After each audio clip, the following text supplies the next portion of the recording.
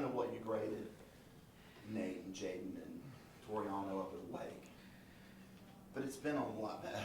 Yeah, definitely. And how would you kind of grade them over the last 2 games and then at Boston College, just in terms of how they've played, and how did you kind of grade them at Wake? Yeah, for sure. I don't remember numerically, but I imagine it wouldn't be very high. But the trend is definitely upward on those guys. You know, been a great 2 weeks, you know, just learning how to prepare, learning how to practice, you know. Young guys coming in, you have to teach them everything, you know, how to study film, what they're looking for on the screen, you know, big picture wise, this is why you need to play your technique this way.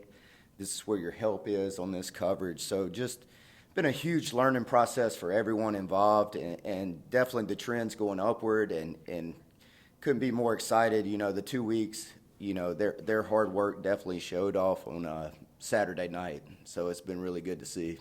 So you brought Mukuba back, and then he gets ejected. He was playing a little bit of corner for you. Saturday, he's coming back at the safety spot. You had to rely on those young guys, and Fred came back in. Yeah. How has Fred responded to everything that's gone on? Yeah, Fred played really good Saturday night in his role. I think he may have had 20-something snaps. I don't remember off the top of my head, but really played solid, did some really good things. And, you know, I thought the game plan called for Mukuba playing safety this week, so that's where we put him, and it obviously worked out. Can you walk us through XT's performance back in action, and just in limited snaps, you're still able to make a huge impact on the game? Just walk us through what that meant for the team and for your defense. Yeah, no question. Like he said in his post-game press conference, we were unsure of his status up until kickoff, basically, you know, and just excited to get him back going, and, you know, just whatever role and how his progression is this week, and see how many snaps he gets Saturday night. But just his speed off the edge, his quickness, you know, it's uncommon, and just really cool to see him get that opportunity, you know, just having to be patient. You know, he had such a great offseason, he really changed his body and his mindset, and has really matured into a great leader for that group. And so just, you know, cool to see the patience pay off, and cool to see him get those 2 sacks and another hit, I think. So really productive night for him. Can you describe your level of confidence now coaching this defense after, you know, this is probably one of the best start to finish defensive performance you guys have had all year long? Yeah, definitely. I mean, you know, every week is a new challenge. Every week's a new game plan. And, you know, everybody just learning what our guys can do best, what they feel confident in, and knowing my strengths and just figuring things out. And just been a crazy few weeks, and really the only third normal week of preparation. So just trying to get consistency and find our groove, and, you know, hopefully the results keep showing up on Saturdays. Is the expectation for Brian to be playing on Saturday? Yeah, I think he posted something on Twitter. I just got out of a meeting, so I don't even know the news, to be honest. I just feel like we just show up and coach whoever's available. You know, been a crazy few weeks with injuries and guys in and out of the lineups, and whoever's available, we're going to give them our best this week and coach the crap out of them, and let's roll on Saturday. When you going back to the corners really fast, when you see a guy like Nate make the play in the end zone that he made, where he's running stride for stride with the guy, his head's not turned around because he's trying to stay with him, and then at the last second he makes a great play on the ball. Teaching moment as well, and saying, yeah, that's the way you have to do it, way to trust your technique, or? Yeah, definitely. That's a big-time play. You got double moved, you know, and young guys, at times, their eyes go in the backfield, and just unbelievable play. Probably as big a play, that play and the 4th down stop right after, really pivotal play in the game, you know, really created momentum, and, you know, I thought that was huge. Is there anybody that you used on Zay more than the other, or did you just kind of bracket him with everybody? We just kind of mixed and matched our game plan, and you know, nothing in particular stood out. What's a story about Jeremiah Trotter Jr. and people say he's just a very quiet guy naturally. Obviously, he's playing that middle linebacker position now. How have you seen him grow in terms of vocally adjusting, helping his teammates adjust, and then making calls? Yeah, definitely. He has more personality than it probably shows. When he's in the linebacker setting and out there with the defense, he is more vocal and he's gaining more and more confidence every week. And just learning to quarterback the defense and control the game, and really cool to see him. He prepares as good as anybody on our team, and really works at it, and really cool to see all that come to fruition for him. I talked to his dad, and obviously he goes point by point with him, even on the practice reps, in terms of like what you can do. I mean, can you tell he's getting that feedback, and do you like that he has that resource kind of on the side? Yeah, definitely. I mean, his dad was such a great player for a long time, and just valuable experience from his perspective, no doubt. Just adds to what we're instilling as well. What's been the biggest, learning curve for Trenton? Sort of big picture, 6 games in, looking back at him making that position switch, and what's the hardest thing you think making that kind of? Yeah, he's gaining more confidence every week as well, and just becoming more comfortable and natural at the position. If you just look back over his progression, in high school, running back, edge defender where he rushed off the edge, then like the past 2 years here, just playing, 2020, we had him at D-end at times in our speed packages and stuff, and just played nickel as well. So complete transition to the box. There's some carryover, but there's a lot of things that are different. Your vision is different. What you're keying is different. Your pass coverage is obviously different. And then, from a pressure standpoint, you're rushing off the edge more so out there, and now you're in the A and B gaps internally or even off the edge at times. So just getting a feel for the whole complete game, understanding run fits, that's a big part of playing inside backer that it doesn't show up a lot of times on stats, but if you misfit one, that thing's gone in a hurry. And so just, there's no one that's worked harder this offseason, just learning the position, putting in time, studying the game, and just learning and working at it, and really, really pleased to see him continue to progress. Coach, you guys talk about owning the middle 8 minutes right before and after the half. A lot of that's defense too. Why is that the best time to kind of take control of a game? Yeah, I don't have all the statistics and stuff off the top of my head, but 2 minutes before the half, that's, you always talk about situational football defensively, being great in those situations and stuff, and I think being able to make stops before the half, creates momentum for your team, and then obviously when you have the opportunity to score at a 2-minute drive going into half, that momentum carries over as well, and especially if you get the first drive of the third quarter, just the momentum.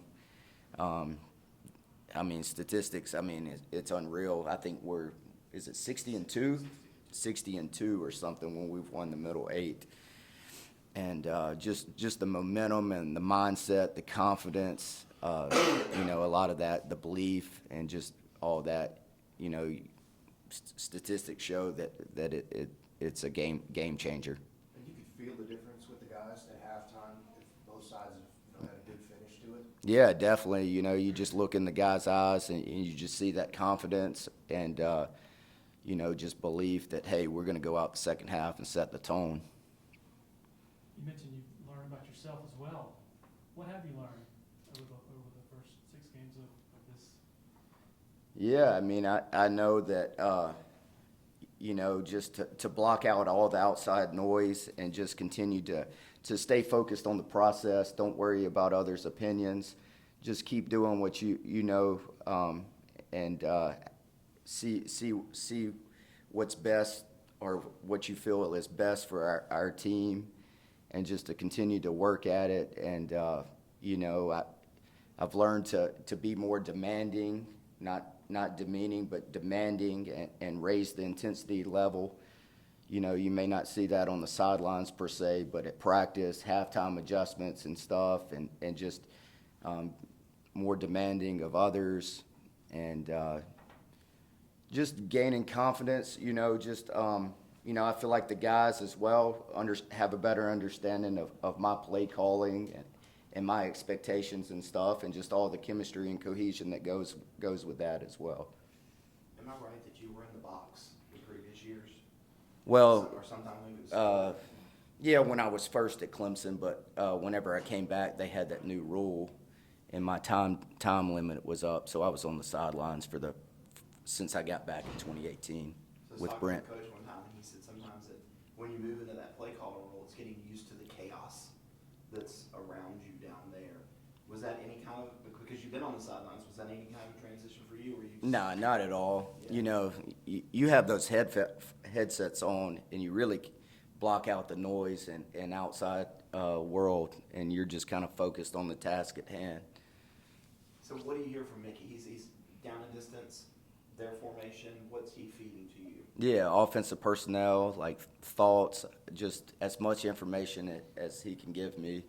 And, I'm looking as well how they're lining up, what the tempo is, that sort of thing, just getting a feel for, hey, where's a certain guy lining up in the formation, and just trying to make mental notes. And you just get a feel for, hey, this is a shot down. You can just sense the tempo, or hey, this looks like pass, this looks like run and stuff. I think you just get a real good feel for it at times as well.